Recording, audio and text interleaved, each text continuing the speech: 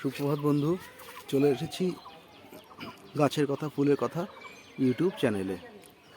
আজকে আপনাদের সামনে কিছু বিষয় শেয়ার করব, যেটা হলো গাছের জন্য একটি যুগান্তকারী ঘটনা। যে সিস্টেম অবলম্বন করে আপনারা আজ আপনাদের লেবু গাছকে 100% সাকসেস দিতে পারবেন, বা 100% গ্যারান্টি সহ আপনাদের লেবু গাছে প্রচুর পরিমাণে লেবু ফলবে। সেটা মাল্টা লেবু হোক, সেটা কমলা লেবু হোক, সেটা আপনাদের পাতি লেবু, কাগজি লেবু, বা যে ধরনের লেবুই হোক না কেন বন্ধু। আসুন বন্ধু, সেই বিষয়টা নিয়ে একটু জেনে যাই। দেখুন বন্ধু, এটা আমার একটি মোসাম্বি লেবু গাছ। দেখুন বন্ধু, আমি একটু গাছটি আপনাদের একটু প্রমাণস্বরূপ দেখাই। দেখুন বন্ধু, বিভিন্ন রকম সাইজের লেবু ঝুলে আছে। এটি আমার 12 মাসি মোসাম্বি। এই লেবু দুটি পরিণত হয়ে গেছে, এটা তারপরে স্টেপ। এই লেবুগুলো বিভিন্ন রকম স্টেজে রয়েছে। আবার দেখুন বন্ধু, প্রতিটি ডালের কোনায় কিন্তু ফুল রয়েছে। আবার ফুলের পাশে দেখুন বন্ধু, ছোট ছোট গুটিও দেখা যাচ্ছে। অর্থাৎ সমস্ত রকম স্টেজেই কিন্তু দেখা যাচ্ছে। ফুলও এসছে, ফুল এখনও বেরোচ্ছে। তো বন্ধু, এই গাছটিকে যদি, বা এই ধরনের গাছকে যদি সঠিক পরিচর্যা করতে হয়, বা এই ধরনের লেবুর যদি সক্ষমতা বাড়াতে হয়, তাহলে আপনাকে কি করতে হবে, বা আপনারা কি করলে আপনারাও কিন্তু আপনাদের লেবু গাছে এই ধরনের সাকসেস পাবেন। মূলত লেবু গাছ কিন্তু খুব বেশি পরিমাণে জল পছন্দ করে না। সেই জন্য আপনাকে জানুয়ারি থেকে ফেব্রুয়ারির মধ্যে কিন্তু জলের বিষয়টি ভালো করে দেখে নিতে হবে, যাতে জলের পরিমাণ বেশি না হয়। বেশি হলে কিন্তু পাতা ঝরে গিয়ে গাছ মরে যাওয়ার সম্ভাবনা হয়। সেই জন্য গাছে কিন্তু সামান্য পরিমাণে জল রাখবেন। তাতে আপনার দেখে মনে হবে পাতা ঝরে গেলেও আপনার কিন্তু ভয়ের কিছু নেই। আপনার ফেব্রুয়ারি মাস পড়তে পড়তেই গাছে দেখবেন প্রচুর পরিমাণে ফুল এসে ফুল ফলে ভরে উঠবে। সেই জন্য বন্ধু, আপনারা কি করবেন, গাছের গোড়ায় আগাছাগুলোকে ভালো করে পরিষ্কার করে দেবেন।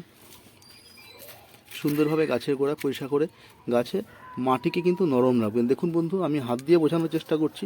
মাটিটা কিন্তু খুব ঝুরঝুরে এবং নরম প্রকৃতির মাটি কিন্তু আমার নরম। আপনারা বেশি পরিমাণে কিন্তু নিড়ানি দিয়ে এর গোড়া কেটে ফেলবেন না, তাহলে কিন্তু গাছের খাদ্য শোষণ ক্ষমতা কমে যাবে। সেই জন্য হালকা করে আপনারা নিড়ানি দিয়ে প্রয়োজনে মাটিটিকে নরম করে রাখতে পারেন, যাতে এর মধ্যে আপনি যে ধরনের খাবার দেবেন যাতে সহজে শিকড় সেই খাবারগুলোকে শোষণ করতে পারে। মাটি তৈরি করার সময় মূলত আমি এতে কিছু পরিমাণে নিমখোল, ভার্মিকম্পোস্ট, হাড়ি গুঁড়ো এবং 10-26-26 দিয়ে মাটিটি তৈরি করেছিলাম। তো মূলত আসা যাক লেবু ফুল আসার পরবর্তী সময়ে কি পরিচর্যা করব যাতে আমি 100% সফল হব। দেখুন বন্ধু, আমি সেই বিষয়টি দেখাচ্ছি। গাছের খাদ্যের উপাদান হিসাবে আমি রেখেছি মূলত কলার খোসা ভেজানো জল। কলার খোসা কী করে বন্ধু? কলার খোসা কিন্তু প্রচুর পরিমাণে পটাশের কাজ করবে, ফুল ধারণ ক্ষমতা বাড়াবে এবং ফুল থেকে কুটির পরিমাণ বাড়িয়ে তুলবে। রেখেছি পেঁয়াজের খোসা ভেজানো জল।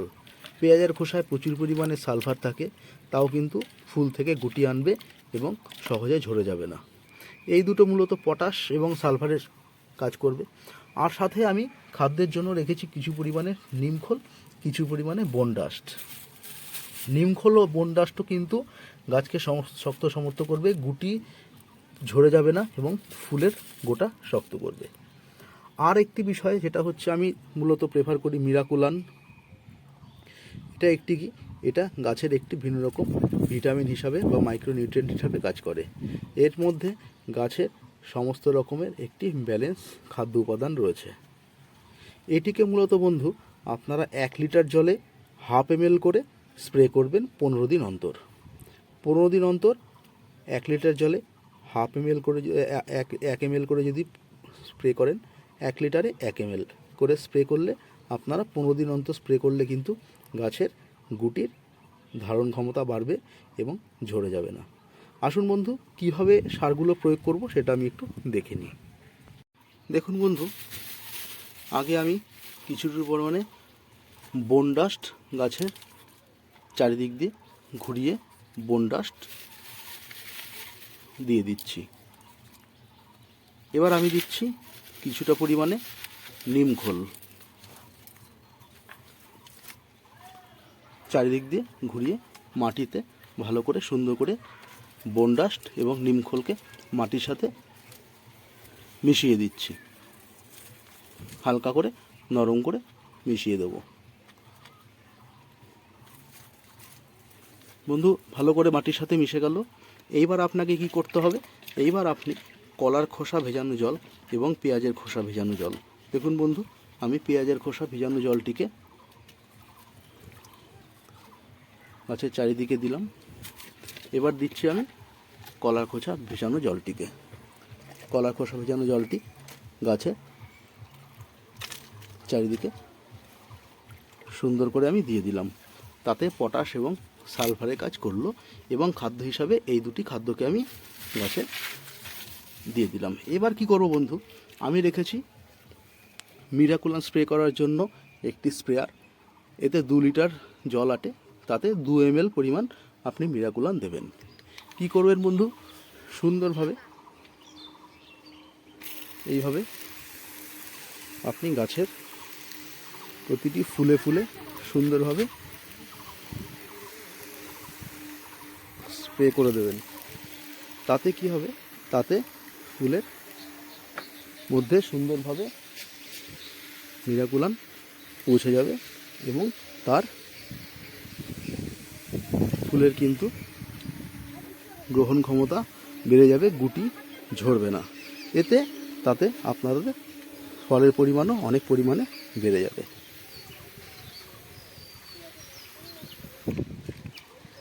এবার দেখুন বন্ধু, আরেকটি বিষয় আপনাদের সাথে শেয়ার করছি, আরেকটি গুরুত্বপূর্ণ বিষয়।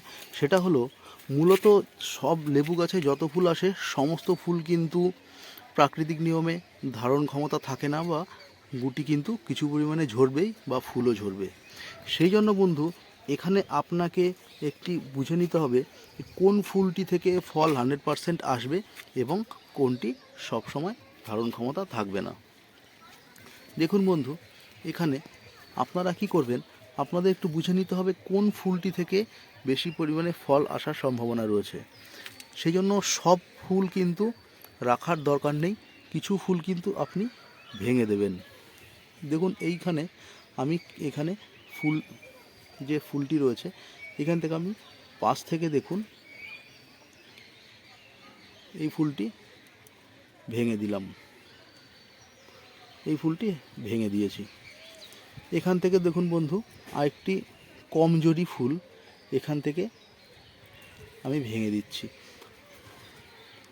অর্থাৎ যে ফুলগুলো কমজোরি সেই ফুলগুলোকে কিন্তু আমি ভেঙে দিয়ে একটু পরিমাণটি হালকা করে দেবো, তাহলে যে ফুলগুলো আছে সেই ফুলগুলোতেই কিন্তু আপনার ফল ধারণ ক্ষমতা বাড়বে। এইভাবে গাছে ফুলের পরিমাণকে, ফুলের সাইজ, ফুলের গ্রোথ, ফুলের কোয়ালিটি বুঝে কিন্তু আপনারা সুন্দরভাবে প্রয়োগ করবেন। দেখুন বন্ধু আমি কিছুটা পরিমাণে আগে হালকা করে রেখেছি, আশা করছি আপনারা দেখতে পাচ্ছেন। দেখুন ফুলে ফুলে কিছু মৌমাছি এসছে, মৌমাছি কিন্তু উড়ে উড়ে বেড়াচ্ছে, ফুলের মধু খাচ্ছে, পরাগ নিষেকে সাহায্য করছে। আশা করছি দেখাতে পারছি বন্ধু।